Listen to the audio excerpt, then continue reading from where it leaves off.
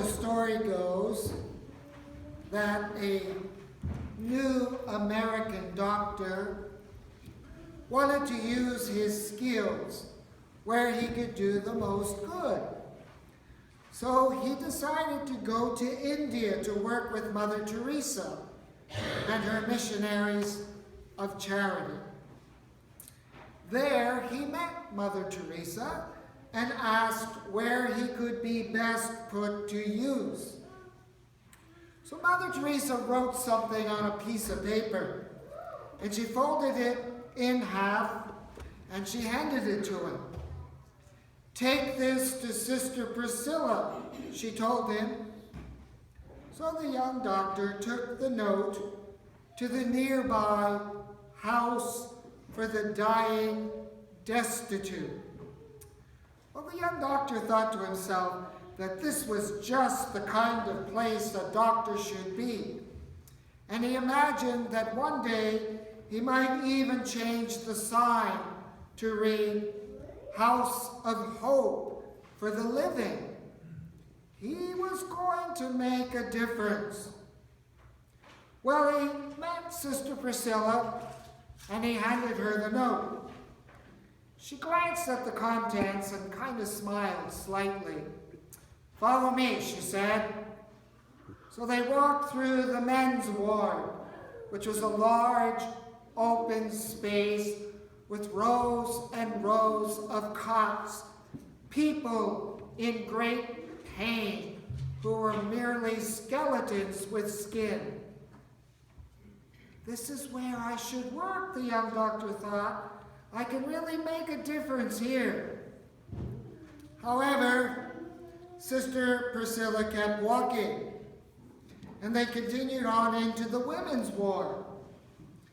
"Okay, I can be useful here," he thought to himself. But they continued on into the kitchen, where a modest lunch was being prepared. "Well," he thought to himself, "I guess they want to give me lunch first." So they continued on, walking on out of the building into a back alley. And Sister Priscilla pointed to a huge pile of horrible garbage that was so revolting that the young doctor actually gagged. "We need you to take this garbage down the street to the dump," the nun said. "The dump is several blocks down. It's on your right. You can't miss it." So she handed him a shovel and 2 buckets, and then she was gone. Well, the young American doctor was literally stunned. Didn't they realize he was a doctor? But he went ahead and he dug into the pile and he carried buckets and buckets and more buckets of refuse over to the dump. But he was amazed. He was amazed at the number of people swarming about that area, actually looking for something to eat or for something of value. And by the end of the day, his pile was all gone, and he was drenched in sweat and in stench. So he walked back into the house to tell Sister Priscilla that he had finished his chore when he glanced up at a sign that was on the doorway, a sign that was written in Mother Teresa's own handwriting. And it said, "You can do no great things, only small things with love." And the doctor said his heart just melted when he read that sign. And it suddenly dawned on him that serving others is not about how much I know. It's about attitude. It's about availability to do whatever is needed with love. with love. He said, I learned that shoveling garbage with love is indeed different from just shoveling garbage. And you know something, my friends? I think that's a good introduction to what we're all about here today, because like that new American doctor in that little story I just told you, I think that the Archbishop's annual appeal is a great opportunity. It's an opportunity for all of us as individual families and as the family of St. Mary's to live up to our enormous potential for self-giving.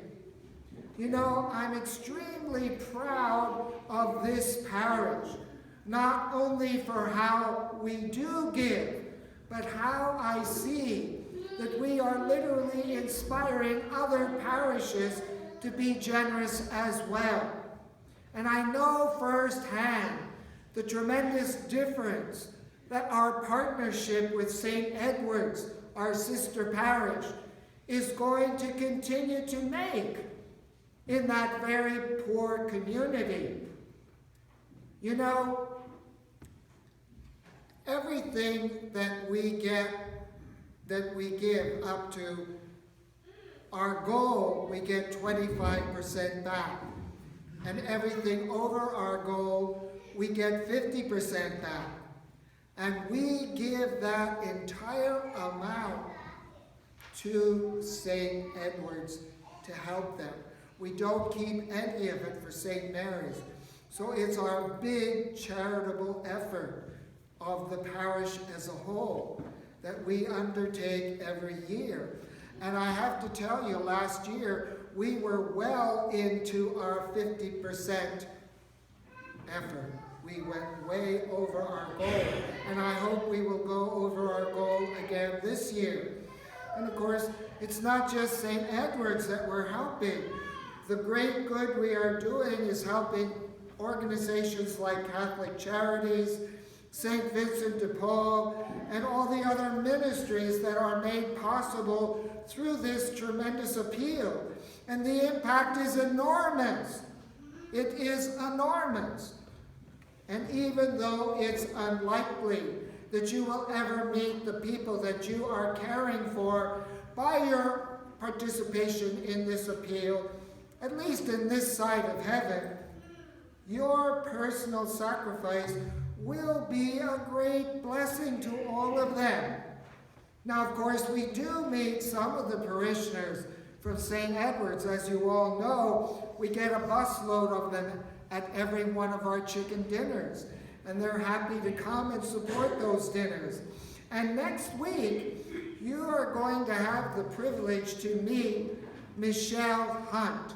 Michelle Hunt is a parishioner from St. Edward's who will be speaking to us at all of our masses about the good that you do for St. Edward's through the Archbishop's annual appeal.